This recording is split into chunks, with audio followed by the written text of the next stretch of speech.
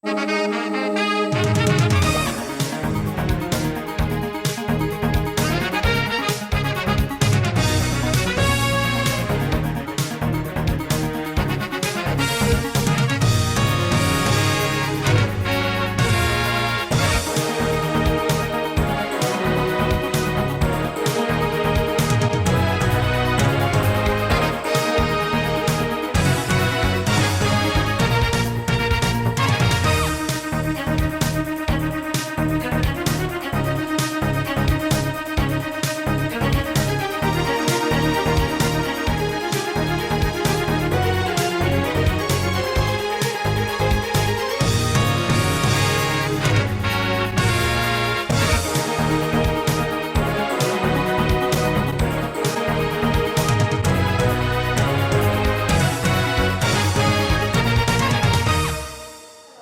name is Julie Horn, and I live at 4 Clearbrook Road, Danbury, and I'm principal of Shelter Rock School. And I would like to say ditto, ditto, ditto to everything that has already been said. And I do have an email from 2 teachers there, special ed teachers at my school, but they're basically saying the same thing, but I just want you to know they couldn't be here tonight because one is out of town and one had a prior commitment. But I just wanted to add maybe just 2 more things that you haven't heard about our school, because my secretary and I, we are watching closely our numbers that are coming in every day, and we have parents coming in registering. And when they come in, I said, oh my goodness, are they going to be grade 1 or grade 4, because we're about to max out. And you may not know this, but when we get to a certain level, we're going to we have something in place that's called a sister school. And therefore, if we don't have enough room to accommodate these students, they have to go to Great Plain. And then if a family comes in with 2 students, maybe one we do have, we can accommodate, and the other one we can't. They are going to have to make a decision. Are they going to let one stay at Shelter Rock, one go to Great Plain, or should both of them go to Great Plain? And I don't think parents should need to be doing that and making those kinds of decisions, because I think they should be at Shelter Rock because we are their home school. One other thing I want to answer, and I think this may have something to do with programming, and I don't know if you all are aware, but this year we are going to be implementing the Common Core, and it's basically a national curriculum, and it has been adopted by 46 states. And the main goal of this curriculum is to give our students the skills so that they will be successful in careers and college. And this is the goal for all of the United States. Now, this curriculum is robust, it's rigorous, and it is complex. But we know that we can do it if we can have the adequate space to do it, and the teachers, and this really affects instruction. Now, you also know that Connecticut has the largest achievement gap in the country. And we are here at Shelter Rock working diligently, and we're doing the best that we can to close that gap. But we don't need an issue or a variable of space to impede our progress. And in closing, I would like to thank Mayor Bowden, also the City Council, our council people, Council Sally and Nero. We would like to thank the city engineers, the architects, and the 2020 task force for all of the work that you have done in getting us to this level. And now we're depending on you and your vision to move this to the referendum in November. Thank you. Thank you. Marco, I live at 5 Gray Street, and I have a really different perspective on this. When I look at 44 million students, looks like $44,000 a student. Now, I understand a lot of diligent work has been done, and I understand it's a great need, but $44,000 per student looks like each one could have their own classroom. You could buy 3 fairs. 16 classrooms, $2.75 million per classroom. This is how it's going to look to the taxpayers. I don't know what it costs to educate a student in Danbury, but if it isn't already $15,000, it's going to be $15,000. So, I have a 4-bedroom house. I grew up in it. I'm living there myself. There were 4 kids going to school. That's what, $60,000 a year. How many houses with nobody going to school does it take to send a kid to school? So, I'm not really arguing the need here. I only took one sociology course in college, and the only thing I learned was when there's a problem with housing, and there's crowding, so you build more housing, and then that attracts more people.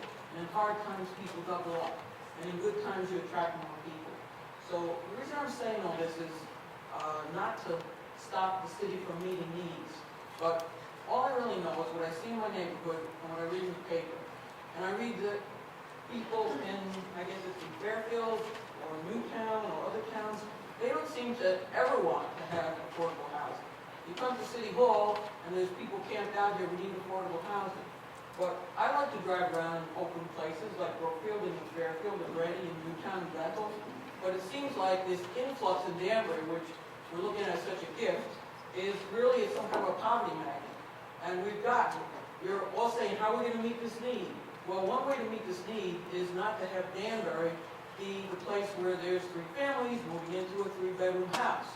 But there's something that could be done in some of these other cities, because it appears to me that someplace along the line, people said, oh, Danbury's a really good place where we can have all the business and all the shopping and all the workers, but it's not like we have some hat factories that are attracting these workers. It's not like we have ball bearing factories that are attracting these workers.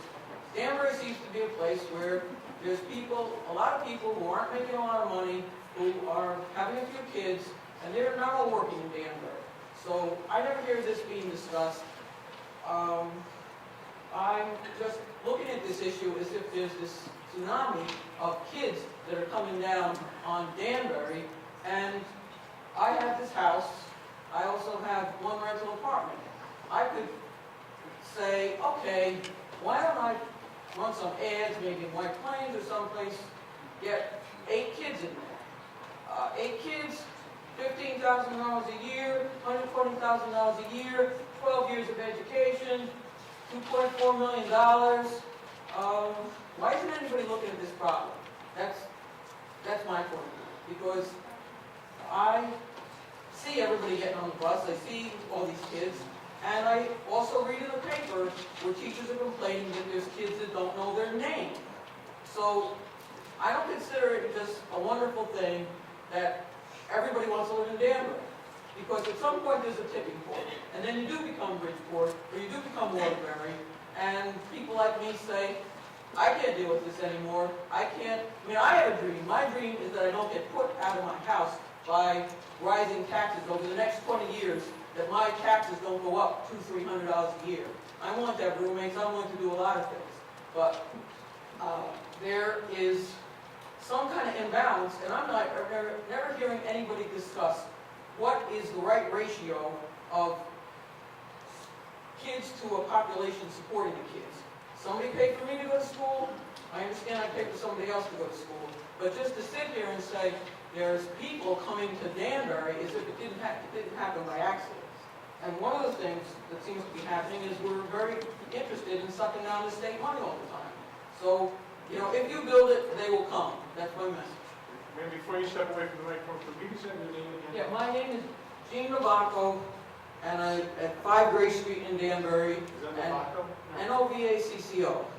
And I'm just saying, if you build it, they will come. You're not going to fulfill the need. You're going to attract more people. Thank you very much. Ma'am, your name. Good evening, I'm Janice Reed, 27 Valley View Drive. My oldest son started kindergarten at Shelter Rock in 1988. The talk then was, in a few years, Danbury's going to get full-day kindergarten. You're right, Dr. Sal, it isn't embarrassing that we do not have it yet. My second son started kindergarten at Shelter Rock in 1992, and at that time, we were taking closets and making them into classrooms. My youngest child started Shelter Rock in kindergarten in the year 2000. And again, the talk was full-day kindergarten. You can look at the task force, and not the 2020, not the 2010, back into the 1990s, and full-day kindergarten was a recommendation for the city of Danbury. When my daughter went to Shelter Rock, programs on the cart, that's not new. That's been around a long time. You get up to the middle schools, you get 800, 900, 1,000 kids, you can't even move in the hallways.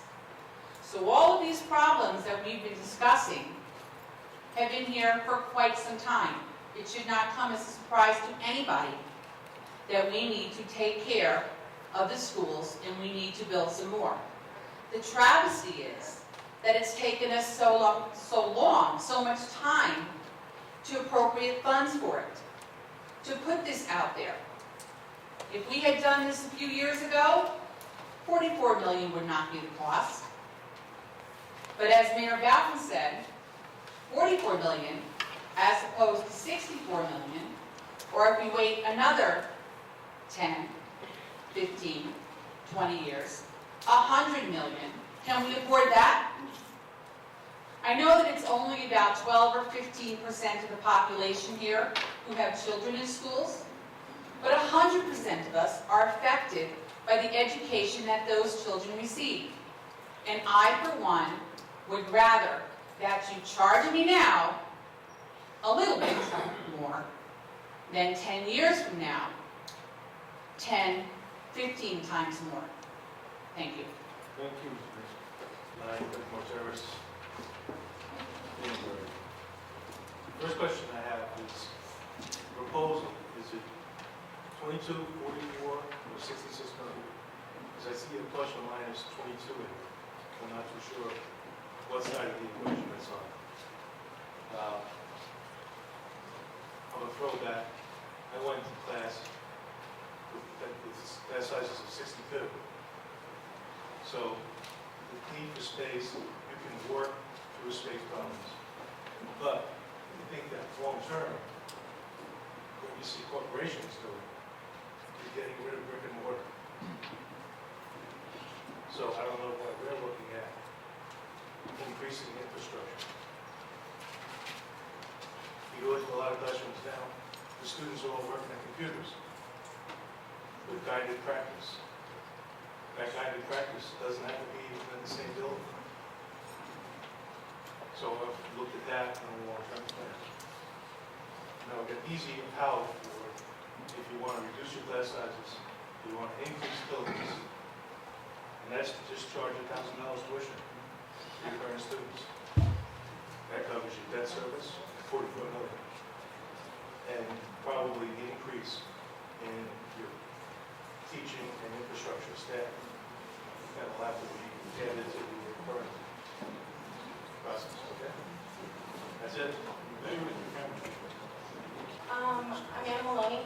I live at 15 Worcester Heights, and I'm here tonight on my friend's behalf, Jim. He's in Hartford tonight with a parent engagement. And he and I are in strong support of all of the proposed bond issues tonight because they are badly needed investments for Danbury's future. And with regard to the school bonds, like Head Start and preschool, all-day kindergarten is critical to getting all of our young students off to the right start.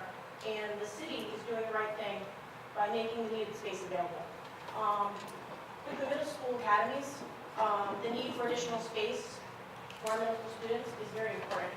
I was at Arch Park over 10 years ago, and it was at capacity then. The other infrastructure bond items are investments in the economic development of Danbury. And if Danbury wants to continue its prosperity, it needs to make sure that its infrastructure keeps pace with the economic development needs at hand. Thank you. Thank you. Hi, my name is Kathy Snow at 6 Linden Crest Drive.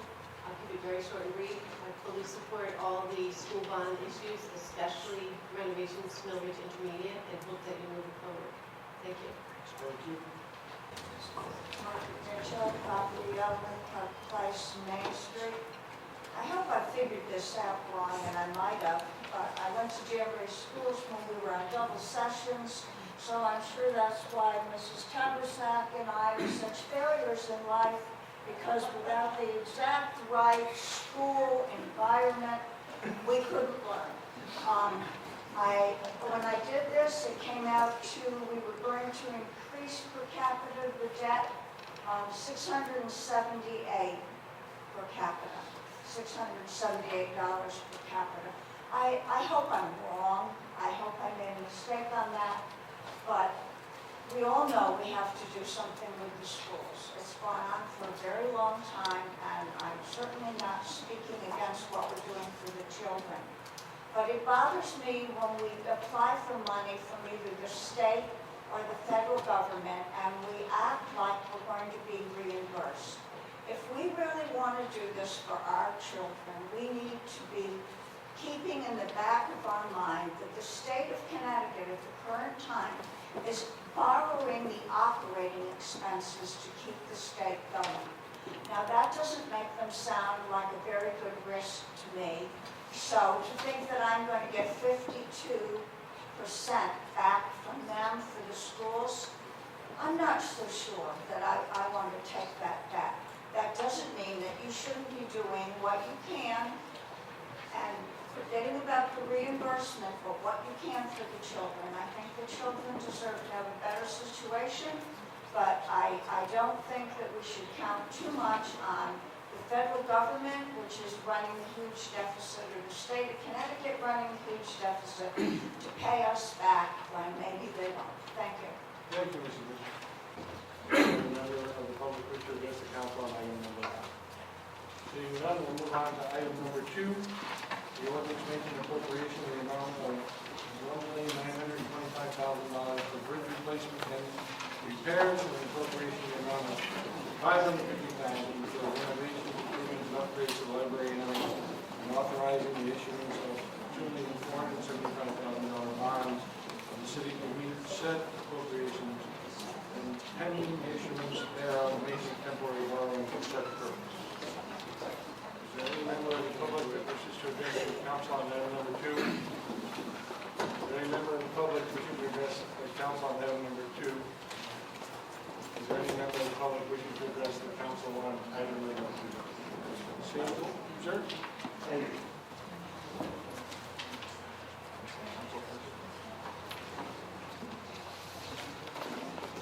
My name is Dan Moore. I live at 3 Ezra Road. I'm representing the library board tonight.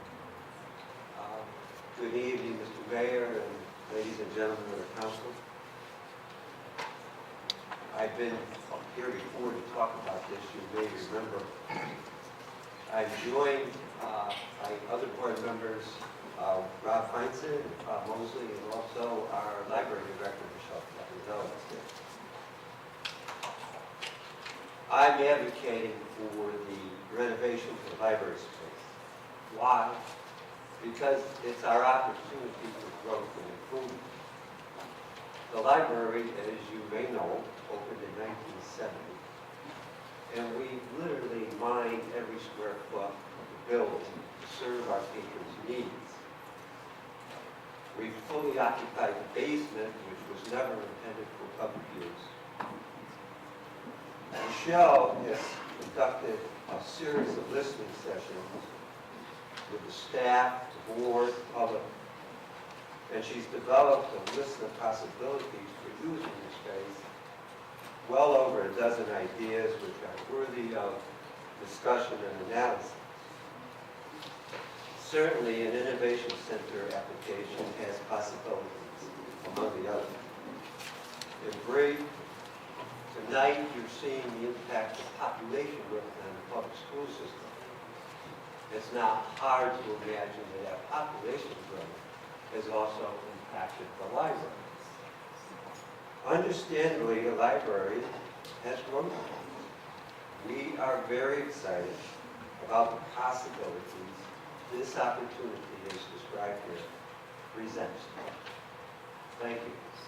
Thank you, Mr. Moore. Is there any other member of the public wishing to address the council on item number 2? Any other member of the public wishing to address the council on item number 2? Any other member of the public wishing to address the council on item number 2?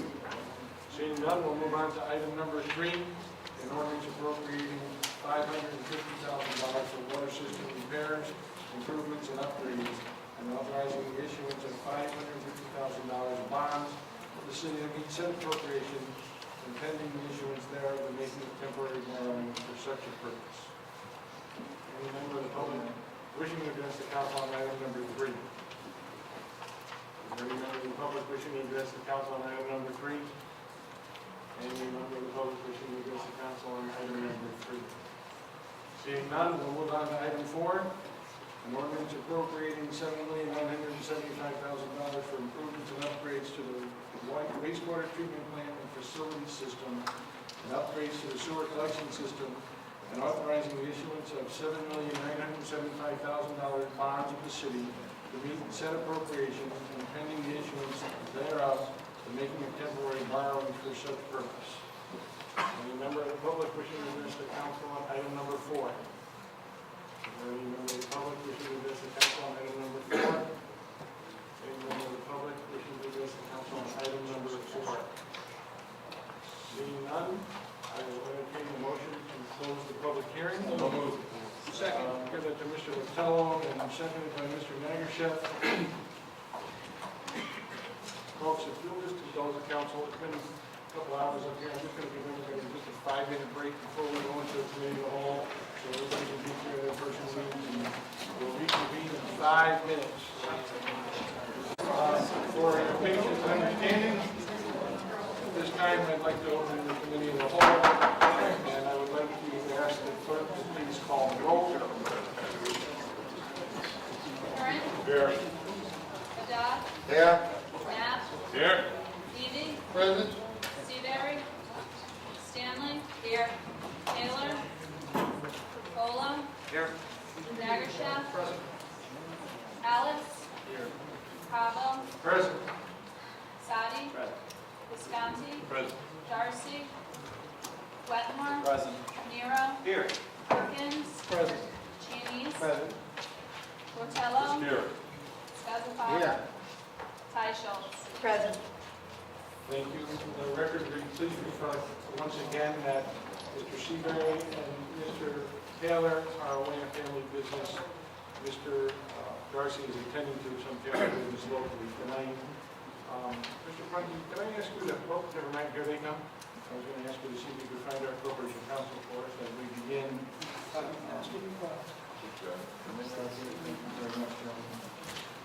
Okay, folks, committee of the whole. Item number 1, the ordinance appropriating $44 million for the plan design acquisition of our schools. Mr. Knapp?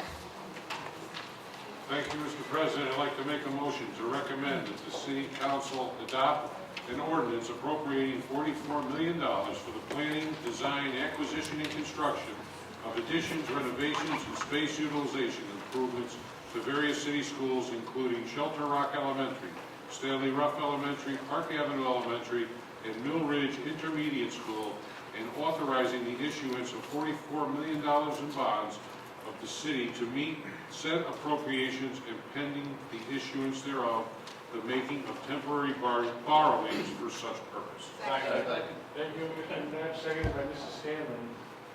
Under discussion. Mr. Knapp? Thank you, Your Honor. If I could direct this to Mr. St. Paulaire, before we get into the nitty-gritty about what's going to happen. Let's talk about the numbers if we could. The $44 million, and looking at your projections here, how is this going to affect the taxpayers if this, well, two questions, sort of two-part. First of all, I'm assuming that we're going to do this $44 million, and as Mrs. Mitchell said, anticipate that the state's doing nothing for us. That's the way that we have to proceed with this. So even though the number of 53% is being thrown around, we're attacking this as if we're doing it. Please move your microphone close so that everyone can hear. Please, thank you. So I'm assuming that we're moving this forward as if we're attacking this $44 million on and on. Can you respond to that? The projections, the projections do not show that assumption. It shows that we will be getting about 50%.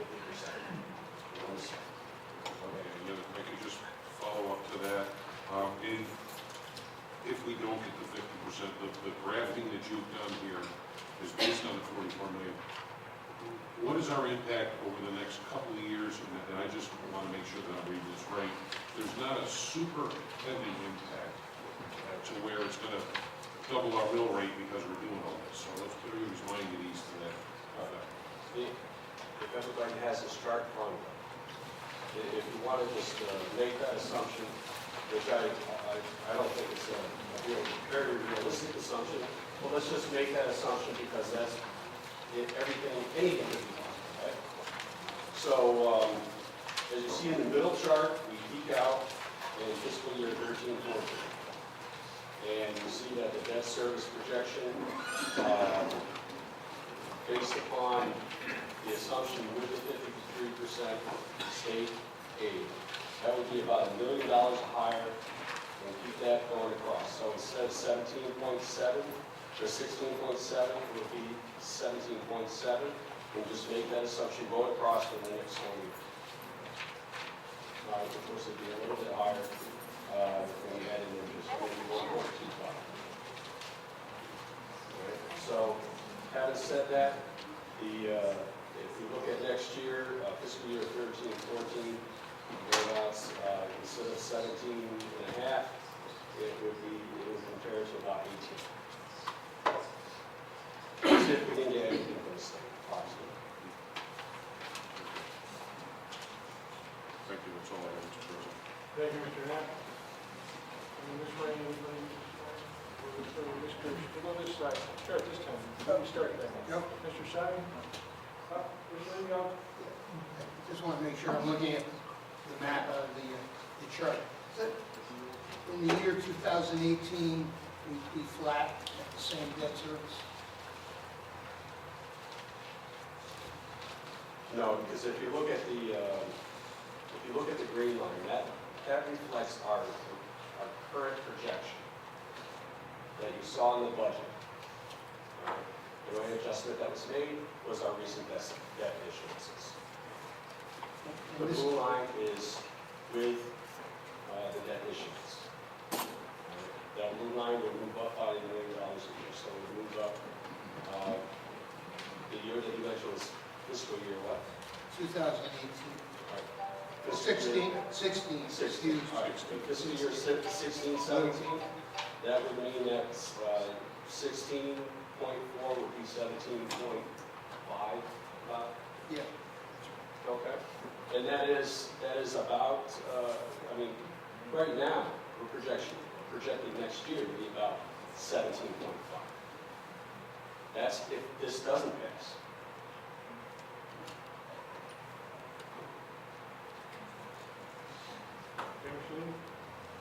And that's the assumption that we don't do any That's if we don't do any more. any further bond. Right. Yeah. Mr. Simon? Thank you, Mr. Chairman. To those members of the public, the chart that Mr. St. Hilaire is referring to is showing us our debt service and the projections with or without this bond package. And as Councilman Levy pointed out, these charts are set up and are tracking out based on incurring this new debt if all these four proposals pass. And, is that correct? If it doesn't reflect the enterprise fund. I understand that, so it's just the ones that the overall taxpayers are paying, not the enterprise fund for the sewer and water, the sewer treatment plant improvements, and the drainage improvements. That being said, someone's in the public, I believe, raised the issue of just piling this on top of our existing debt and debt service. That's not entirely accurate because we are going to have debt retiring over the number of years that these bonds would potentially be issued. Is that correct? That is correct. We constantly have debt rolling off, and just a couple weeks ago, we did a bond refunding, which saves us $1 million 2 years from now in debt service costs. So that also helps in that where you see it peaking off, and then peaking out, and then dropping down. And follow up. I don't have a question for you right now.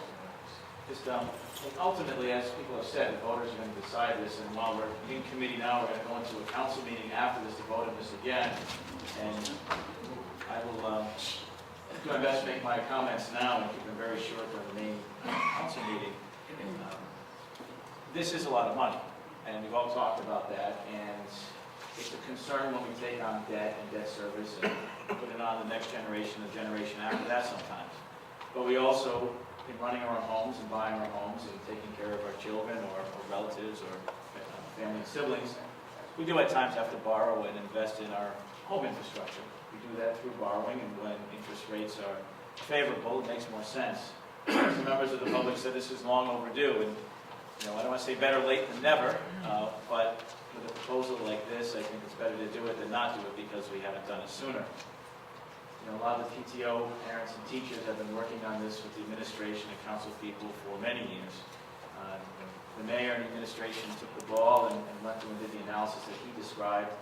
And as a council, I think what's important is we're not dictating to the public that we are going to borrow 44 million or 8 million or 4.5 million in the various proposals, but we are going to send to the public, if we approve this tonight, those questions and let the public decide that based on an analysis that city staff has done, that the council members have vetted and listened to the public. So ultimately, it's not 1 or 18 or 21 people that will decide it. It'll be the thousands of people who will vote in November in this city, which makes sense. That being said, from the standpoint of the schools, the additions, and I'm not going to repeat what the public said here, I think they laid it out pretty well. The mayor, Mr. Iderola, and others have laid it out for us. It's not just building classrooms to put more teachers in, but the issue of being able to function properly in the current, with the current staff you have. So it's not building 5 classrooms and adding 5 teachers on. It's building classrooms just to accommodate the existing programmatic structure of the schools. I met with Principal Horn and others just to understand that we weren't just adding on rooms to fill more classrooms, but that to do what they need to do, they need more room. Some of the schools you go to, you see pods outside to store equipment and other things in the rain and in the snow and the ice, running out to these pods to take the equipment out and bring it into the schools. It's not conducive, and the mayor did point out, we do have a lot more mandates than we did years ago. I'm not saying I agree with all of them, but there's a lot that make a lot of sense. There's others, most of them are unfunded or only partially funded. So we do have to deal with that as a city. The space issue is both a short and long-term issue. And I think that in the end, we're hearing that the need is obviously there. The analysis has been done by the engineers. It's a targeted expansion, but it's elementary, it's middle school. It affects more than just these 3 elementary schools. It'll help, I think, the whole system overall. And I will be supporting this bond package in order that the voters can decide. I want to see more siblings split up and going to sister schools because grade 3 is filled, and now grade 1 student is coming in, and he can't go to school with his sister, even though the school's across the street. That just doesn't make sense. And good schools, properly laid out schools, and good school districting, in the end, does help property values. It helps businesses. Chamber of Commerce and other businesses tell us all the time. They want an educated workforce.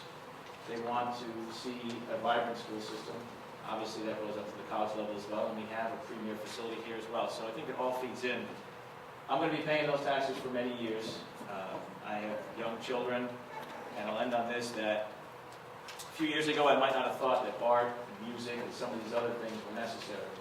I would have thought you can cut those, you can put it on a cart, you can put it in a storage closet. Literally, someone showed me a room. I couldn't believe it. It was a storage room that had been sort of cleaned out. It couldn't have been more than maybe 10 by 14 feet. A very small efficiency, but I mean, it's small for better. Where some instruction had to occur, and I was dumbfounded by it. But I look at my kids, and I know you all know this with kids or grandkids and nieces and nephews. The student learns through an entire learning process, a holistic process. It's academics, but it's also developing their ability, their cognitive skills through music, through art, through social studies, through math, through everything. It all comes together. So I see the need, I understand it, and ultimately we let the voters decide this based on the best information that we can put out to them. Thank you, Mr. Chairman. Thank you, Mr. Stein. Let's go to Mr. Nero, Mr. Perkins, and Mr. Cheney. Mr. Vitale, do you have your hand up? So Mr. Nero first. Thank you, Mr. Chairman. To Mr. St. Clair,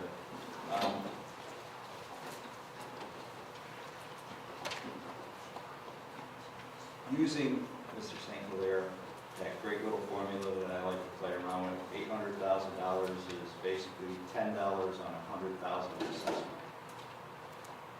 Without this,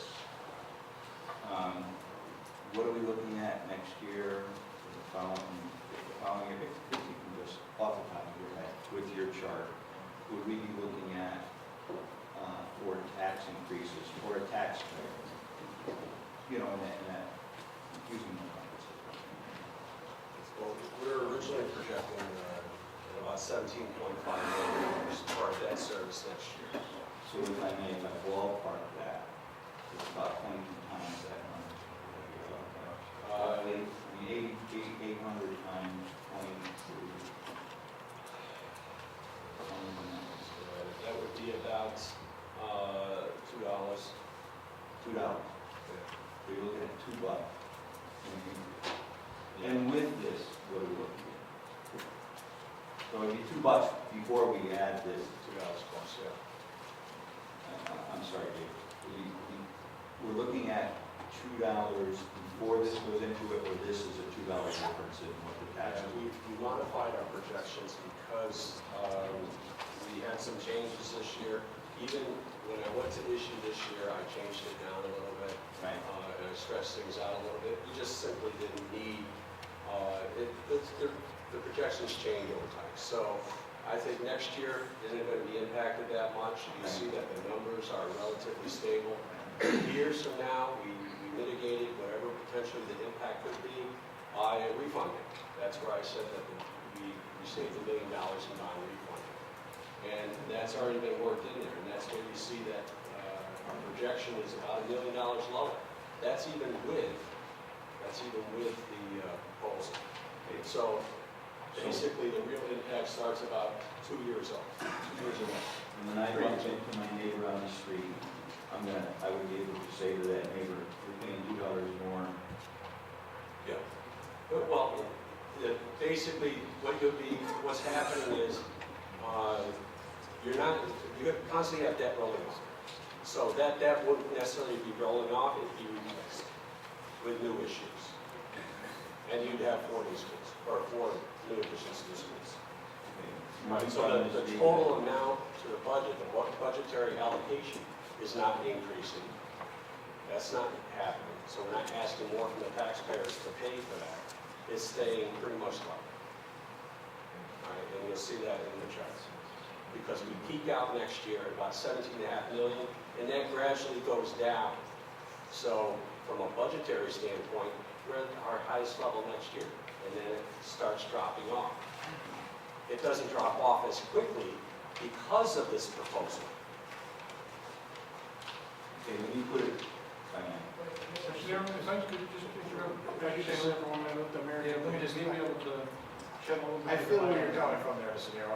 I think you're not going to be able to tell your neighbor, you're going to have to pay this much more next year. Because we haven't even begun the budget process for next year. And there are so many factors that go into us crafting that budget. Everything from state aid, interest rates, to revenue generation and the revenue side of the budget. It's impossible for you to go and say, it's going to cost you X. And maybe, knock on wood, maybe it'll cost them nothing. Maybe there'll be other factors, God forbid, we have another storm or something like that. I just would really hesitate about saying, you're going to get a tax increase of X, because that may not be the case. I think we'd have to wait until we really start diving into the budget numbers in December and January. so if I may just, Mr. Mayor, thank you. So even if we say nothing changed with our budget this year, let's just say everything stayed the way it was, and we got all of the money we usually get from the state, and all of the permits and everything else, it didn't change. But we added this back. So if you give me a number on that. Well, what I think Mr. St. Clair is saying is that next year, there'll be almost no impact. Our debt service will be just about the same. Okay. Because the borrowing doesn't really hit until the year 2 out. At that point, we did a refunding, and we're still analyzing the effect of the refunding. So what we're spending, we're picking up on the savings that we did about 2 weeks ago. So I just want to be careful, because I want to run all the numbers, but I think I can say with some certainty that there will be very little impact. You don't see our debt service spiking up. Okay. And when we talk about debt service, I encourage you to look in your budget book, because we compare ourselves both to surrounding communities as well as other communities of similar size, scope, and makeup. You look at the 6th largest city, you look at the 8th largest city, in terms of overall debt burden, we are incredibly low. That's a good thing, we don't want to screw that up, so I'm happy about that. And even with this borrowing, we're still going to be one of the lowest debt per capita cities in Connecticut. Thank you. Mr. Chairman, thank you. Thank you, Mr. Mayor. Thank you, Mr. Mr. Perkins. Thank you, Mr. Chair.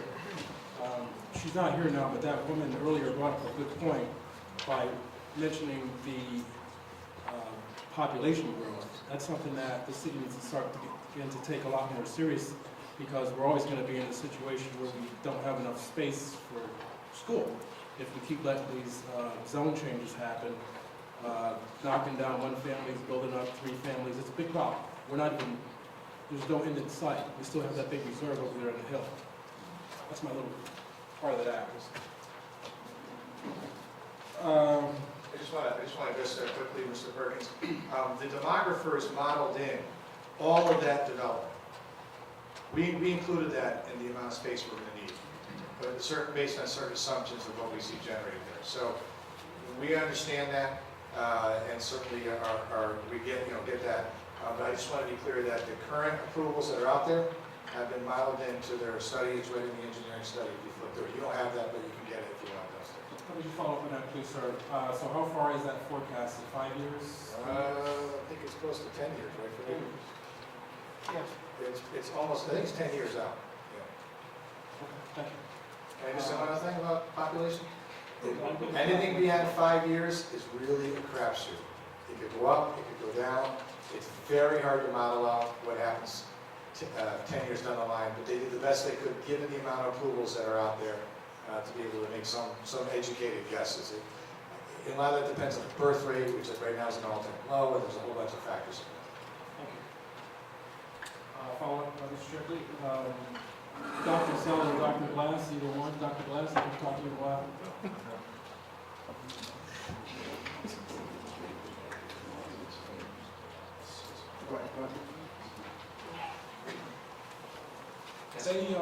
The mayor mentioned earlier about the arts and music programs. Those are typically the first things that get cut when we start to get a little bit of a budget constraint. Are those programs still intact at all the schools? Yes, state statute 1016B requires plans, quote, plan systematic ongoing program of instruction. The 11 mandated areas, those are mandated content areas. They also serve, as you heard one of the teachers mention, as teacher prep periods, so that they will be, they're sacred by state law. The issue really is where they're held, and as Councilman Sadi mentioned, in some cases we're moving them into closets, in some cases we're moving them hallway, in some cases into the cafeteria. Follow-up question, Mr. Chair? Please proceed. With this, I don't want to say guarantee, let's just say ensure full-day kindergarten? This whole The board is on a plan through our Alliance grants, $1.7 million that we have. We've submitted. We have 3 years this year. Coming September, we'll be putting in 5 full-day kindergartens, 5 schools rather. Next year it's 3, and the following year is 3. And at the beginning of 3 years out, we'll have universal full-day kindergarten throughout the school system. The reason that's so important is because it provides research as definitive as it can be, and it's always a little fuzzy, as you know. The research as definitive as it can be says one of the greatest drivers of student achievement is an extended early childhood program. So this will really help move kids forward in ways that we haven't been able to do so previously. Thank you. One more follow-ups. Thanks. The Shelter Rock folks are doing a pretty good job lobbying. I was just curious how the selection process occurs to figure out what work gets done at what school. Yeah, Reed or Antonio, you want to? What we did is we, earlier in the fiscal year, if you remember, we asked for an appropriation from fund balance or from a contingency of $100,000, which we used to hire our consultants and engineers. We used what I think one of the best, really one of the best engineers out there to go through each of our buildings and to figure out how to program them, and to also look at the ability to build on them, the ability for that building to host the capacity of students we want there, Soil conditions, as much as we could do, we haven't done full test boring, but we've looked at soil conditions and the general layout of the building as it relates to the community around it. Initially, we had considered, and we were really pushing for an expansion at Great Plain. That didn't work out because of the site and the way the building was located on the site, so we ended up moving up to Stanley Rough, so we made those adjustments. Once we get the green light from the taxpayers, hopefully in November, we'll then begin all of our scoping, our test borings. We'll be taking it to the next level. We'll start spending some real money in terms of determining, can this building host what we think it can host? But right now, we've gone as far as we possibly can, up to the point of doing that final scoping, and we can't do that until we get the authority from the taxpayers. So it was a very involved and detailed process. Took about 5 months. One more question. I'm not really sure what address this to, but I just want to know if any of this bonding money will be used to hire staff, teachers, or any other kind of professionals. It's an absolute no-no to use bond money for operational expenses. No way. The state does it. That's why the state is still in a deficit after one of the largest tax hikes in the history of Connecticut. We can't balance our portfolio the way they do. So you can't use borrowing money for day-to-day operational costs. Thank you, sir. Thank you, sir. Mr. Tierney, did you have your hand up earlier? Through the chair, regarding the bonding itself, I know there's 20 million in anticipated notes. When do we expect to go to the market with the current bond? Do we have any idea when that's going to happen?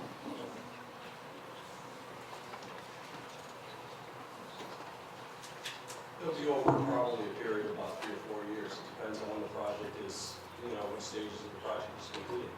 So we're going to be doing anticipation notes for the current being, and then bond at the end, or we're going to be bonding? No, it depends. Keep in mind, we're dealing with 4 different buildings here.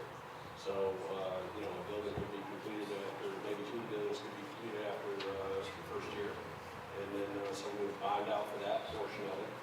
And then, the portion that's not funded by state aid. And then we would obviously ban the remaining portion until the other buildings are completed. I can't do the chair's as part of that question. It's going to have to go to Antonio as well. Do we have an idea when the construction is going to start and when the construction is expected to end, like a move-in date? Do we have any idea when that's going to happen? We just had in fact, a planning meeting about this last week in anticipation of a positive approval by the voters in November, but we're on a very, very tight timeline. We want to get kids into these buildings in the fall of 2014. That's what we've worked out with Dr. Pasquarello and his team. The first step of this will be the completion of the Head Start building, which was a previous issuance, which will be done probably November, December. But we'll make the move to clear the kids out of the Millridge Intermediate building for the summer. So in the fall, when they show up, they'll go down here instead of up there. And at that point, we can begin preparing and mobilizing the Millridge Intermediate. But we've already pretty much laid out a pathway. David's authorized some internal transfers to begin pulling the experts in, to begin the planning. And assuming we get the green light in November, we'll be ready to get the ground running. But we've got to move quickly. So we'd like to be in the ground by next spring, summer, a lot of the stuff. But all the schools are happening at once, not one at a time. Yeah, they have to happen at once. And from an economies of scale, it just makes sense to do it that way. And again, through the chair, I have another question to the council, if I may.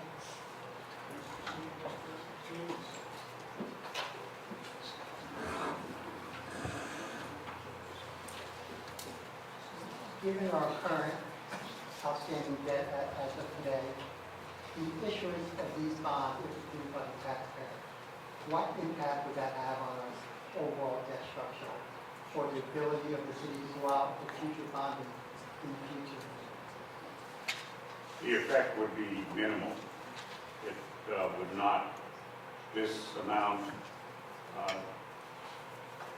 dribbled out over time as it will be because of the state of Connecticut's procedures with respect to you know, follow-up and auditing and all with regard to the various schools. I dare say that Mr. St. Hilaire is being optimistic and thinking that we would be ready to do that in 2 years, or perhaps even 3. It might even be 4 or 5. And the impact will be, there wouldn't really be a significant credit impact on the city of Danbury. Even if the state doesn't reimburse us that? You could issue 20 million tomorrow and it wouldn't be a significant credit impact on the city of Danbury.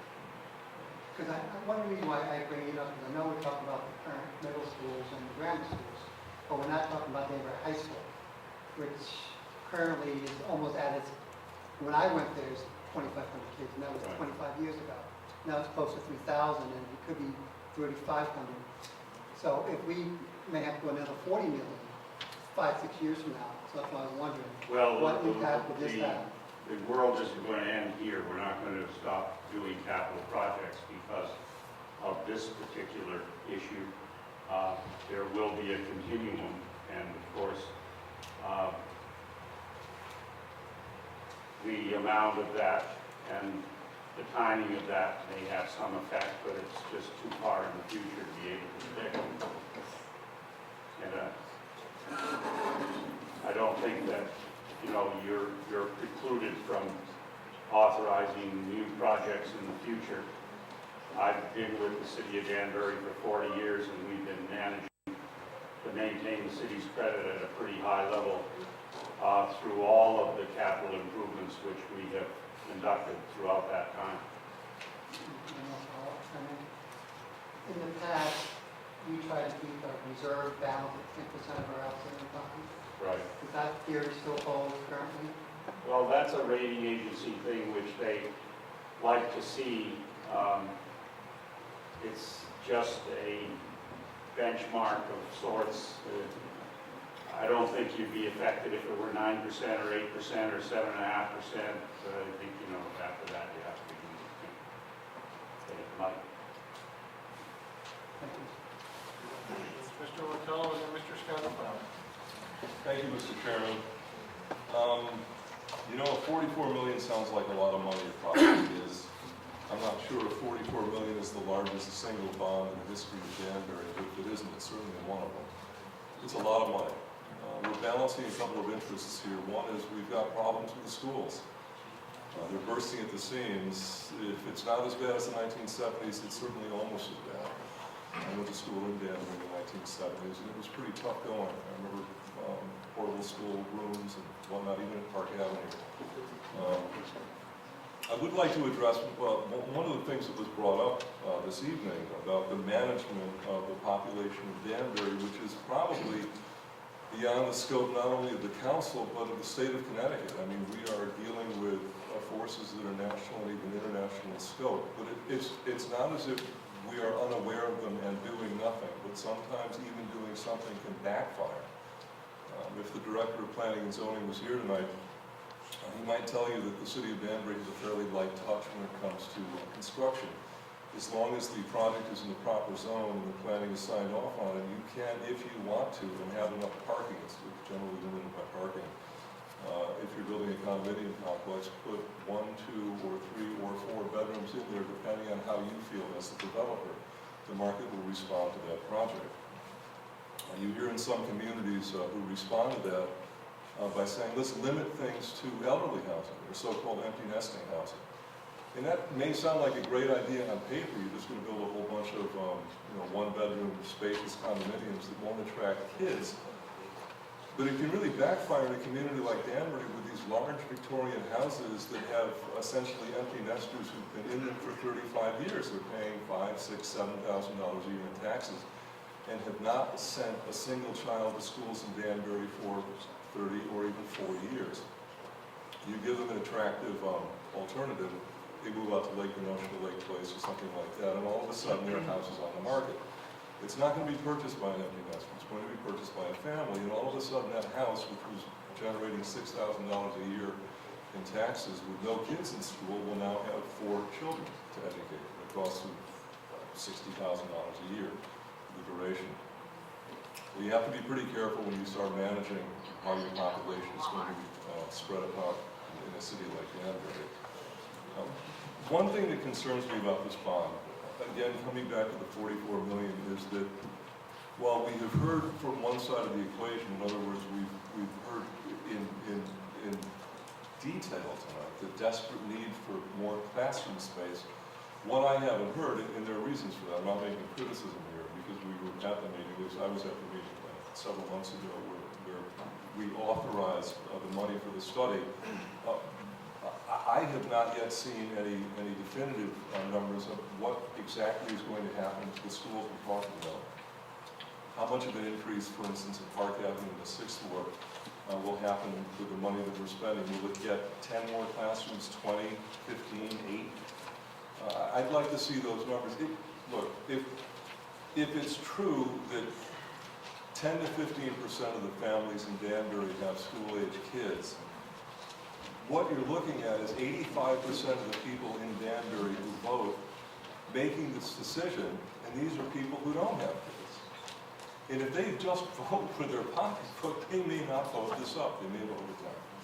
So I think what we need going forward is some more detail on what exactly the residents of Danbury, not just the school age, families of school age kids, but everybody who's paying for this, some more detail about what specifically they're going to be getting for their money. Now, I'm voting for this. I'm in the apartment management business. I have many apartments, and I do not have one child in any of them. They're all one-bedroom apartments, and the last one I had, we had a child moved out because they needed more room. It was a newborn. And as of today, I have no children in these apartments, and I am yet paying taxes as if I did. I'm not sending anybody to school. But and if I wanted to vote for my pocketbook, I would be voting against this, but I'm not doing it. Both of my parents were educators. I come from a long line of educators, and for some reason I didn't go into the family business, which was teaching school. But I certainly appreciate the importance of an educated population, and whether I have kids or whether I don't have kids, I have to tell you, when I walk down the street, I hope when I'm seeing young people walking towards me that they're spending time in school, they're learning, and they're ambitious, and they're going to try to improve themselves. So I am fully committed to this bond, and I am fully committed to education in Danbury, but I think going forward from tonight to November, we need, if we're going to sell this to the city, to the taxpayers, the folks like you and I who have to pay for this, we need to give them some strong specifics. Thank you. Thank you, Mr. Fellow. Mr. Scozzafamo. Thank you. Thank you. I happened to be in Shelter Rock School during a couple of these sessions, and I saw the kids in the hallway and on the stage, so I just wanted to mention that I'm sure this is happening through the other schools. This is not really our call. I agree with this. This is a taxpayer call, or a voter's call. I would say, if I may ask the line, I think that the interest rates are at an all-time low. Is that true? I mean, if we were to do this 4 years earlier, we might be paying more money, and contractors, I may be wrong, but are really bidding down. We've seen this, and the mayor was telling me about the alternative school. What would the interest rates, what do you think would be in 2 years, if this was done 2 years ago? Tax exempt rates are at an all-time historical low, and they barely meet the rate of inflation going forward. So essentially, this is free money to the city of Danbury. You're basically paying back principal and hardly any interest. The rate will probably be, for a credit like Danbury, between 2 and 3%.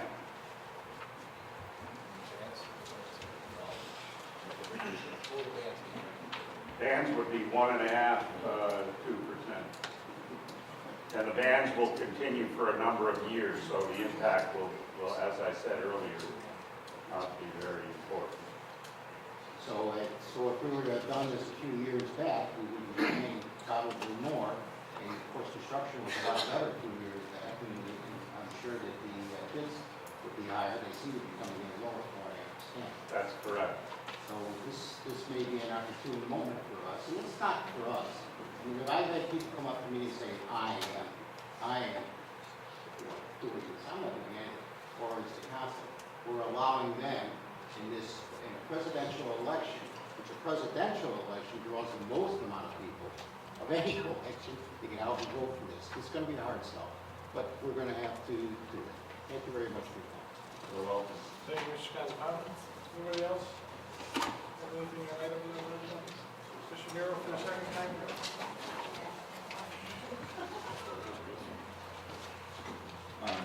Thank you, Mr. Chairman. I want to go back to things, if I may, just to comment on. Councilman Perkins and Councilman Rotella regarding what one of the ladies said, I think it was Mrs. Novak, I'm not positive, made a comment earlier about Danbury's demographics. And I have a great concern over the changing dynamic of Danbury's demographics. But I want to be cautious, and I want to be clear in this, is that I don't think not giving, or not moving this bond package forward to address the space issue is a way of dealing with the demographic issue. So I see those as separate things. I want to be careful that we don't mix those up in some way. So, and since you won't be coming back this way, I want to thank the mayor and the 2010 and the 2020 task force for the job. Thank you. Thank you, Mr. Nero. Anybody have anything else? Seeing none, I'll try your minds. All those in favor signify by saying aye. Aye. Anybody opposed? Anybody abstaining? Okay, let's have one probably on the committee of the whole. We'll move into item number 2. This is an ordinance making appropriation in the amount of $1,925,000 for bridge replacement and repairs, and appropriation in the amount of $550,000 for renovations, improvements, and upgrades to the library annex, and authorizing the issuance of $2,475,000 in bonds to the city of Green appropriations and pending the issuance thereof, making temporary borrowing for such purpose. Item number, Mr. Scottafawo? Did you make that motion, Mr. Chairman, or? No, I was hoping you were going to make the motion. That's why I was listening to you. No, I was just reading the ordinance that we're on there. Trying to make sure we have everything covered for bond council, so into the 9 minutes and if something wrong. Okay, I'd like to make a motion to the board, to the council, in order to make an appropriation in the amount of $1,925,000 for bridge replacement and repairs, and appropriate the amount of $550,000 for the renovations, improvements, upgrades to the library, and excellent, authorize the issuance of $2,475,000 in bonds for the city to meet the said appropriations and pending the issuance thereof, the making of temporary borrowing for such purpose. Second. Motion has been made by Mr. Scottafawo and seconded by Mr. Rotello. Under discussion. Folks, if we could just, we're still having a meeting going on, so if we can just, we want to stay on task here because we still have a special council meeting to go after this, so just trying to stay on task. Under discussion, item number 2, Mr. Rotello. Yeah, you know, I'm all for the expansion of the library. The only issue I have going forward, and it's not for today or tomorrow, not even for the next couple of years, is the fact that as kids are coming up, they're using electronic e-devices. And the stacks in the library will probably dwindle as a result, thus freeing up some square footage. So I think there is, down the road, going to be some more space inside the building itself. And that, you know, if this was 10 years from now, we might not need the bank. We need it now, but I think that at some point we're going to have to plan for that eventuality, and maybe, you know, start planning on purchasing more e-material, less physical material, and then doing something with that freed up space. Thank you. Thank you, Mr. Rotello. Anybody else have anything on item number 2, Mr. Cheney? Thank you. Through the chair, can the director of the library give us an overview of what is an innovation center? And what are the plans for it? Maybe the mayor can chime in and help you out there a little bit as well. Michelle's got to say it better. Hello. Innovation Center is part of the plan for the library, but what we've we've got is an innovation center is basically a collaborative space for people to get together and make things, to share ideas, to collaborate on different things. It can be anything from making electronic equipment. It can be, they have really cool equipment called 3D printer where you can actually print out a physical object. You can design it on a computer and then you can print it out and actually take something home with you. And when you think about a space where people can collaborate, where people can teach, where people can learn, that sounds kind of like a library, doesn't it? And Mr. Ritello said something about, e-materials, and everybody always kind of looks at me when I say I'm a librarian, and they give me this look of pity, like, oh, you're not going to have a job in a couple years. This is what I chose to do. This isn't something that I was just like, I'll be a librarian because I don't have anything else to do. This is what I love to do. And libraries are all about changing. We change as things change, or else you come in the library and I'd give you an 8-track tape and a papyrus, and I'd say, there you go. We change, and the Innovation Center is just a fantastic way to bring people in together. We were talking all tonight about how the Danbury is younger. What's a great way to bring younger people to the library than give them this opportunity to create things, to innovate, to foster a spirit of entrepreneurship. Kids, we've got lots of kids. We need new schools for the kids. Bring the kids in. Kids need to create. Kids need to be creative and make things, and it's just a really fantastic thing, and I'm very excited about the opportunity. It's actually the wave of the future in libraries. We've also got things going on with the library of a community room that's accessible from the outside. We've got, don't forget, parking. We're going to look at the parking lots. We've also got, and I'm forgetting right now, a cafe. Every time we talk to the community and say, what is it that you'd like to see at the library? They say, we want to be able to get a cup of coffee. We would like to see a cafe. So we've taken stuff that the community has given us and we've incorporated it into this plan. And it's really, really very exciting. Can you follow up? No, I don't know how true this is, but what I heard, would there be a fee to use this innovation center? Not for the Innovation Center there will be a fee for the people who are the members. But the Innovation Center, when we collaborate with the people who go to the Innovation Center, it's going to be free. So they will be providing free, we'll be using the expertise that is using the hackerspace. We'll be using them kind of like as volunteers to run programs for us to bring this technology into the community. So there wouldn't be any charge from the libraries. So I can go and use this innovation center? Yeah, well, when we have classes with, absolutely. No librarians in the library car. Okay, Mr. Perkins, then we'll come this way. Thank you. Michelle, you kept mentioning collaboration and making things. I mean, you all going to supply computers and CAD machines and different ways to test sensors. I mean, what are they actually doing in there? Well, that would be, the innovation centers usually have basic tools. And one of the tools they have is they have a 3D printer, which I mentioned, whereas you design something on a computer and then it's actually printed out in with material. You can use metal, you can use wax. Just an aside, a hospital is actually used in a 3D printer to print an organ. So who knows, you need a new liver, come to the library, we'll get you one. But they also have routers, they have etchers you can put a design in and it'll print out a design in a piece of metal for you. It's really all about tools, but they also, it's not only that, a lot of hacker spaces or maker spaces, as they're also called, do things like they deal with gardening, they deal with cooking. It's all about people have a common interest and it's a place for them to gather. So it's more than, a lot of it focuses on the technology, but it's a lot more than the technology as well. It's really about a sense of community and people with common interests coming together. So we can have classes, cooking classes, we can have knitting classes. It encompasses a great deal.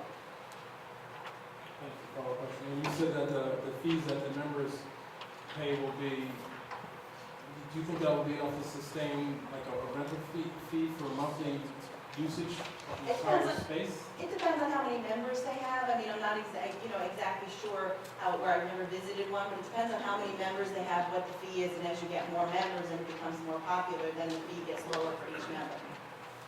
If I could just chime in there for a second. You can't think of it in terms of just one use of that facility. right? It'll be multiple uses. So while people pay a fee to be part of the hackerspace, that doesn't mean they get the exclusive use of that particular room, or that particular area. Because there may be, later on, an author that comes in and signs books, and there's a lecture about the book in the same space. So the space will be flexible, it'll be open. You mentioned computers. We already have a computer center. In fact, we're redesigning next week. We're laying out a whole new computer area. People have to bring their own laptops, their own notebooks and tablets and things like that. But it's really more just one use. There'll also be a small business development center in there, and as well as store in there. So if you have an idea for starting a business, you go to the incubator, get some business coaching, maybe develop a business plan, and there'll be people there that will be able to help you with that. So it's more about, I guess, the flexibility of the space than anything else, not just one tenant. Thank you, Ryan. Thank you, Mr. Thank you. Mr. Visconti. Thank you, Mr. Chairman. To the director, could you give us some kind of figure on how many people actually have been using the library? We have around, I'd say, a little over 1,300 people a day. A day? And do you have any kind of a perception of how many will be using this innovation area? Has there been shown any interest in it? Or? They've been putting hackerspaces, innovation centers in other libraries, and they've been incredibly popular. So if that's any indication, I think that a lot of people, if not, even at first, it's going to be this exciting new thing and people will come, but I think it's going to be a draw and people are going to stay. So, if any indication, it's going to be popular. Thank you. On this way, anybody have any questions? Mr. Stabile? Maybe that's the term that everybody uses, but for some reason, hackerspace just kind of rubs me the wrong way. Maybe there's another term or phrase to explain what it is when we're explaining to the public. Innovation center, multi-purpose They're space. also called makerspaces, right? Well, hacker got a bad term because actually hackers they were known as the people who would crack the codes and get into your bank account and take your money. But that's not really what it is. But yeah, we call it makerspace innovation. Really, it is about the innovation. More games. Thank you. Mr. Shades for the second time. Thank you. This question goes to David Finner, I can. And it deals with how the project is planned to be funded. And it said to be amortized over 5 and 20 years, depending on the expenditures. Can you explain that more? Sure. I mean, we're not exactly sure what kind of costs are going to incur, but chances are it's going to be about an average of a 10-year amortization on that $500,000 or $500,000. I think the issue is, Mr. Chinisi, if we're going to wire it for Wi-Fi, we're trying to get the highest possible speed we get in. That may only be something that we put on a 5-year, because we may want to upgrade the technology in 5 years beyond. We're going to move walls, we're going to put counters up, that's something we put on a 20-year now. So hard cost is 10 years. So we're going to bond for 5 years, and not just doing that? No, basically, you would issue one bond, and it would be average. Some of it would come off in 5, some of it would come off in 10 years. So you just do add on 5 years? Sorry, say again? How would you do a 5-year payoff? How would you do that? Because you issue the whole $500,000 amount, and in that they issue serial bonds. Some of them come off at different periods of time. And keep in mind, we're not just issuing that $500,000. We're issuing it as part of a $14 million amount. Right? Do you want to explain that? The fact that it's a 20-year bond issue doesn't mean that the amortization is going to be equal over 20 years. The city decides when we do the bond issue what the proper amortization may be for various expenditures and based on cash flow and based on projections. So that in the first 5 years we may have much higher amortization if we had a lot of 5-year stuff than we would in years 6 through 10, 10 through 15, 15 through 20. It might go like this, or it might go like this. Under the state statutes, you can vary in maturity by 150% of a prior maturity, but you can't backload the bond issue completely. So usually when you're conservative and in the city of Danbury, the bond issues are front-loaded so that we pay off the debt faster rather than later. So in your opinion, it's cheaper to a bond or just a note? In this It would probably, Because it's such a small. the notes are temporary borrowings that aren't amortized necessarily. And that's just because we're doing that during construction because we don't know how much we're going to have to permanently finance. The permanent financing generally takes the form of a bond issue. In the old days, we could do 5-year serial notes, but nobody buys that stuff anymore. Nobody's in the market to buy serial notes. They don't even know what they are anymore.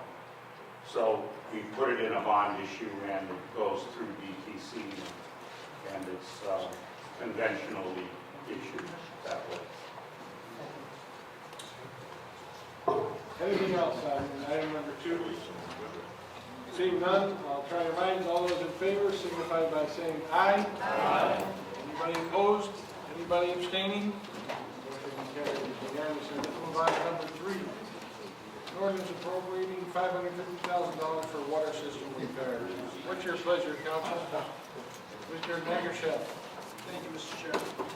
I would like to make a motion to recommend the council adopt the ordinance entitled an ordinance appropriating $550,000 for water system repairs, improvements, and upgrades, and authorizing the issuance of $550,000 bonds of the city to meet said appropriation pending the issuance thereof. Thank you, Mr. Nagershev. Do I have a second on that? Motion been seconded by Mr. Kohler. Okay, any discussion? Item number 3. Mr. Berkman. Thank you, Mr. Chairman. I was just wondering if any of this bonding includes any water mains that may be slated for replacement because of age or anything like that? Mr. Day. Mr. Day?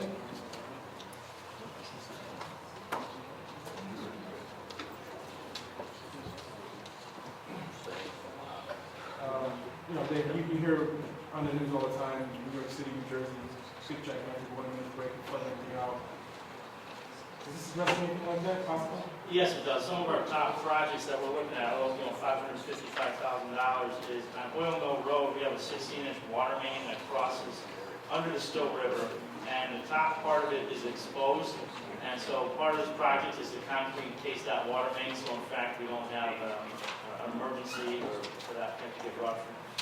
Some of the other projects are coming in compliance with some state DPH water regulations. And that's just bringing some older parts of our systems up to current code. But that's pretty much the main... That's the essence of this moment. Okay, thank you. Thank you, Mr. Berkman. Mr. Cheney? Does this 16-inch main go down the entire road? The 16-inch main crosses at the end of Oil Mill Road, where they built that new project, it crosses the Still River. Anybody else have anything on item number 3? Seeing none, I'll try your minds. All those in favor, signify by saying aye. Aye. Anybody opposed? Anybody abstaining? Motion carries unanimously. Hey, look, it's item number 4. Appropriation for $7,975,000 for improvements and upgrades to the wastewater treatment plant facility. What's your pleasure? Mr. Perry?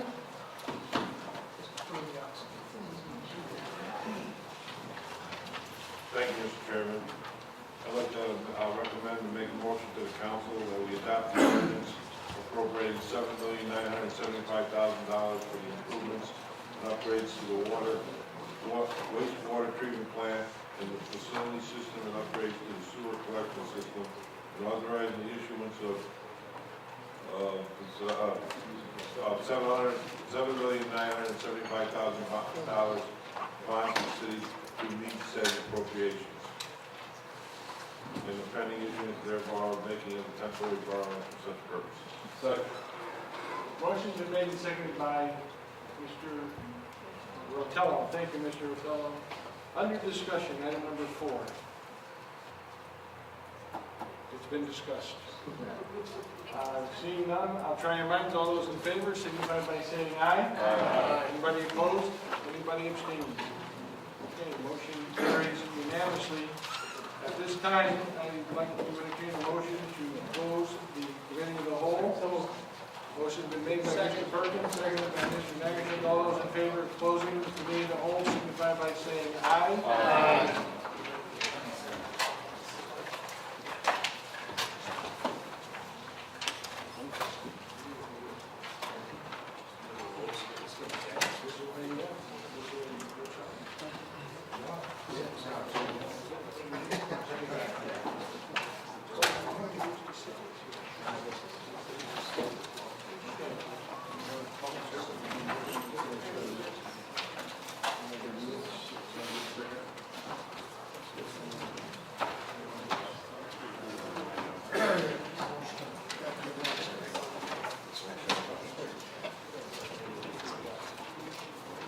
Okay, this time,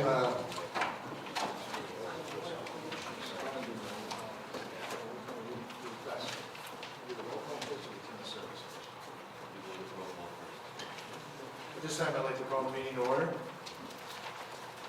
And I guess we'll have to stand and do the pledge of allegiance. Yes?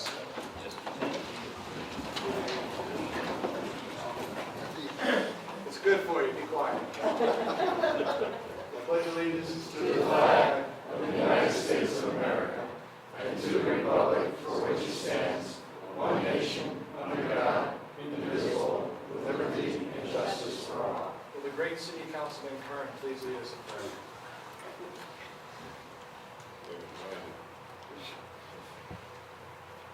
We begin our meeting with a brief reminder of the hopes of the Continental Congress who, in response to the prayer of George Washington, that the citizens of this nation were not steeped in gloom, ignorance, and superstition, rather in the freedom that true liberty brings, that the researchers of the human mind after social happiness are expanded, treasures of knowledge pursued by philosophers and sages and legislators are laid open for our use. The collective wisdom made known to all, the free civilization of letters, unbounded extension of commerce, the refinement of manners, and the light of revelation, increasing the blessings of society.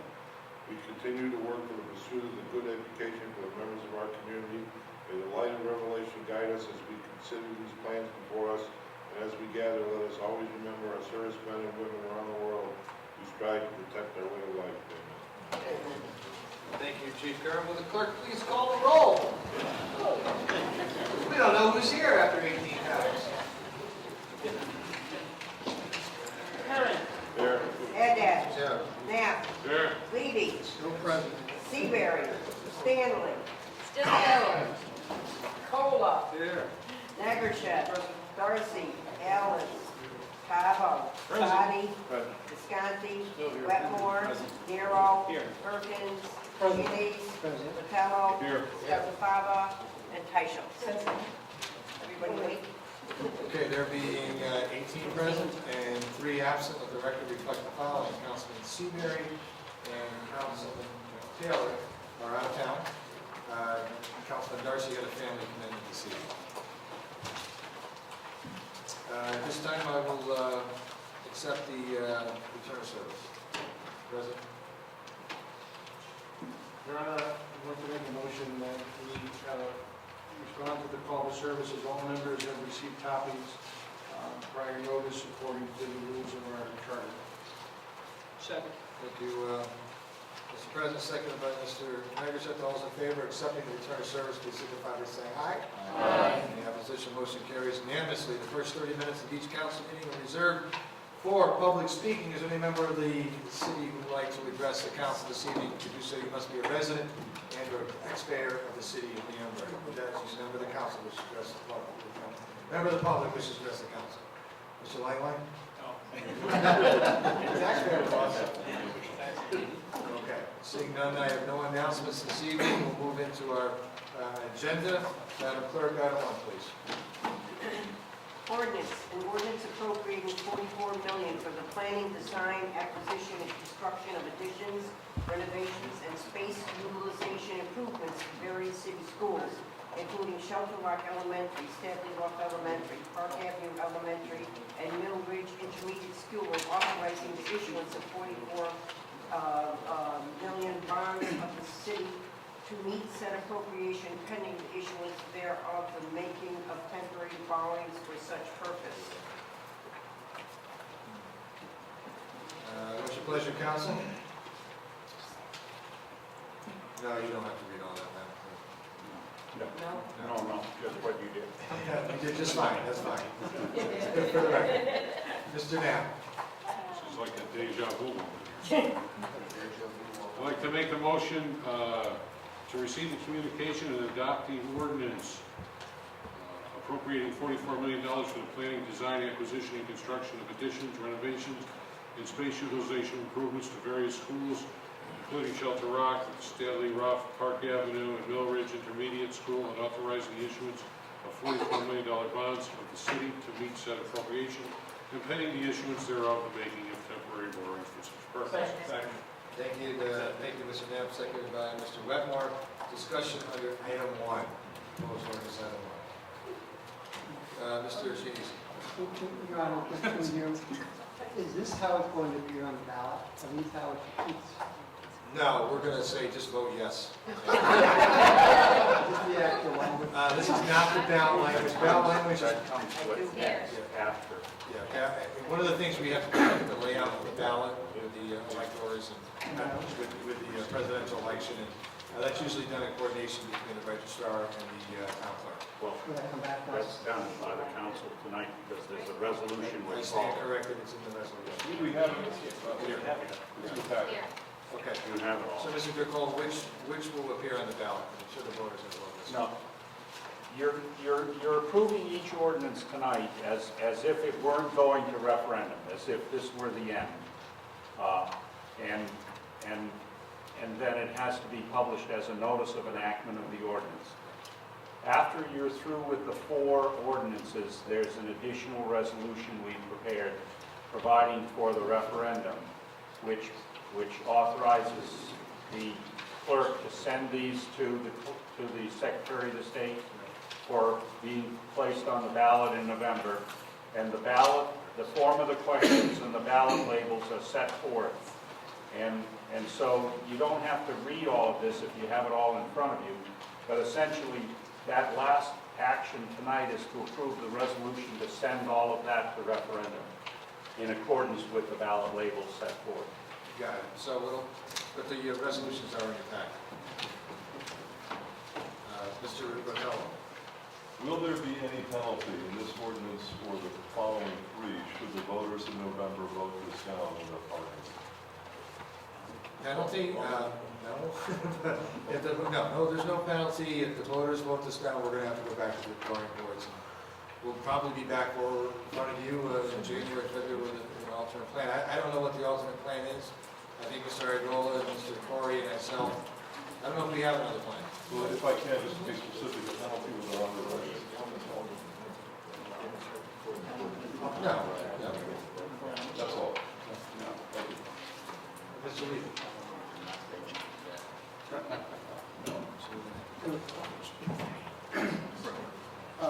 I hate to drag things out, but I did a considerable amount of thought, like everybody on the dais did, and I just want an expression of my thoughts as it relates to this bond issue. And I looked over the bond issue and several of the facts involved. And over the past 10 years, and longer, the taxpayers of Danbury invested hundreds of millions of dollars into our educational system. Just a few years ago, the taxpayers approved one of the largest bond issues in the city's history, $65 million for schools. Every year, for as long as I can remember, the operational budget for Board of Education has gone up. At the end of the last 2 budget years, there's been a surplus in the Board of Education's budget. Currently, we have before us a $44 million bond issue for the schools. I and Mary Teichel served on the Mayor's 2020 Task Force. And Mr. Visconti. And Mr. Visconti. Thank you. So I know this proposal is the most cost-effective way to meet our space needs. I also understand we need to enlarge our schools to meet our expanding enrollment. The taxpayers of Danbury, during good times and bad times, have shown courage and have been forward-looking in taking on the debt for education. We know how real estate values, corporate moves into Danbury are in large part based on good local education system. In this case, hopefully, the state will reduce the burden on the local taxpayer by reimbursing the city 50%. But understand, it doesn't make any difference whose pocket it comes out. In the final analysis, it's the taxpayers, you and I, who have to pay for this. The part of the bond about this bond issue that is most troubling to me is that this investment in bricks and mortar does very little or nothing to improve student educational outcome. Currently, for the year 2010-2011, the State Department of Education said Danbury School Districts is not making adequate year progress and has not made it for the past 3 years. 5 Danbury schools are considered failing schools, and Danbury High ranks 147 out of 192 school districts. Since 2009, educational outcome improvements have barely moved, yet the Board of Education has rewarded the leadership with an extension of a contract and an increase in pay. This makes no sense to me. Rewards are given for improvements in results. I will support this bond issue, but I challenge the educational leadership to have as much courage as the taxpayers have had and shown in making would make some dramatic changes to lift the performance of our underperforming schools. I would also add to this, do it within the resources you have available now. Sorry I'm talking to somewhat of an empty audience, but I did want to get this matter of record. Thank you, Mr. Levy, well said. Anybody else have any other questions regarding this particular question? Seeing none, then I'll try your minds. All those in favor signify by saying aye. Aye. Any opposed? Motion carries unanimously. Madam Clerk, item 2, please. Ordinance, an ordinance making an appropriation in the amount of $1,925,000 for bridge replacement and repairs and an appropriation in the amount of $550,000 for renovations, improvements, and upgrades to the library annex and authorizing the issuance of $2,475,000 bonds to the city to meet said appropriations and pending the issuance thereof, the making of temporary borrowings for such purpose. Second. Well, I need to begin a motion first. Carry that second forward. Okay, so, Mr. Scozzafano, your hand's up, and then I'm going to carry Mr. Rotella as, your light was on, Mr. Scott, so. What's that? Okay, so, go ahead, make your motion, and then I'm going to take Mr. Rotella as a second. I'd like to receive communication and adopt the ordinance. The ordinance making the appropriation in the amount of $1,925,000 for bridge replacement and repairs and an appropriation in the amount of $550,000 for renovations, improvements, and upgrades to the library annex, and authorize the issuance of $2,475,000 in bonds of the city to set appropriates and pending issuance thereof, therefore, the making of the temporary borrowing for such purpose. Second. Okay, any discussion related to question or 2? Yeah, question 2. Okay, seeing none, then I'll try your minds. All in favor, please signify by saying aye. Aye. Any opposition? Motion carries unanimously. Madam Clerk, item 3, please. 3, an ordinance appropriating $550,000 for water system repairs, improvements, and upgrades, and authorizing the issuance of $550,000 bonds of the city to meet said appropriation and pending the issuance thereof, the making of temporary borrowings for such purpose. Thank you, Madam Clerk. What's your pleasure, counsel? Mr. Negatione. Thank you, Your Honor. I'd like to make the motion to receive the communication and adopt the ordinance appropriating $550,000 for water system repairs, improvements, and upgrades, and authorizing the issuance of $550,000 bonds of the city to meet said appropriation and pending the issuance thereof, the making of temporary borrowings for such purpose. Second. Made and seconded by Mrs. Stanley. Any discussion? Seeing Seeing none, then I'll try your minds. All in favor, please signify by saying aye. Aye. Any opposition? Motion carries unanimously. Madam Clerk, item 4, please. Item 4, ordinance, an ordinance appropriating $7,975,000 for improvements and upgrades to the wastewater treatment plant and facility systems and upgrades to the sewer collection system, and authorizing the issuance of $7,975,000 bonds of the city to meet said appropriation pending the issuance thereof. Thank you, Madam Clerk. What's your pleasure, council? Councilman Kern.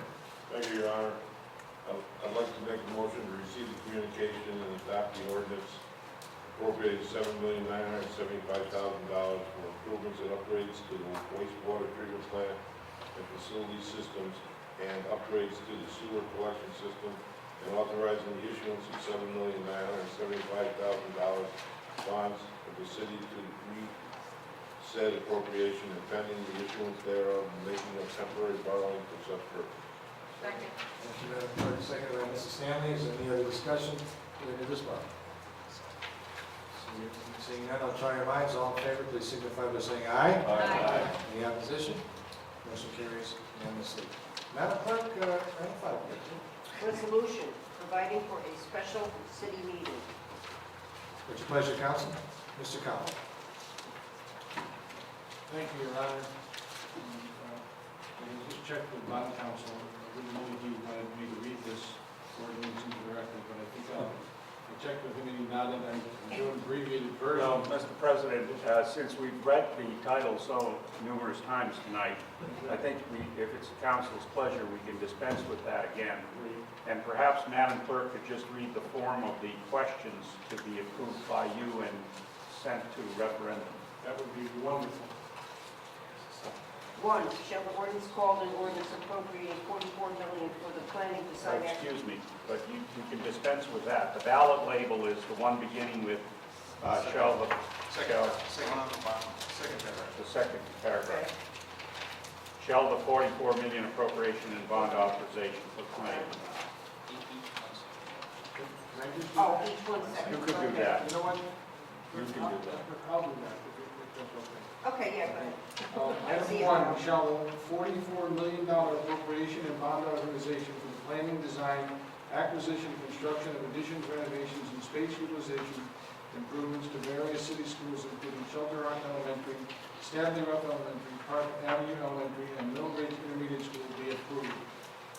Item 2, shall $1,925,000 appropriation for the bridge replacement and repairs and the appropriation of $550,000 for the renovation, improvements, and upgrades to the library annex, and the said authorization of $2,475,000 to meet said appropriations be approved. Item 3, shall the $550,000 appropriation and bond authorization for water system repair improvements and upgrades be approved. Item 4, shall the $7,975,000 appropriation and bond authorization for improvements and upgrades to the wastewater treatment plant and facility system and upgrades to the sewer collection be approved, as well as a motion to adopt this resolution and its contents in form. Made by Mr. Calvo, seconded by Mrs. Stanley. Is there any discussion about the ballot questions as presented? Seeing none, then I'll try your minds. All in favor, please signify by saying aye. Aye. Any opposition? Motion carries unanimously. I'll extend all committees and entertain a motion to adjourn. Seconded by, motion was made by Mr. Berkeley, seconded by Mr. Anderson. All in favor of adjournment? Aye.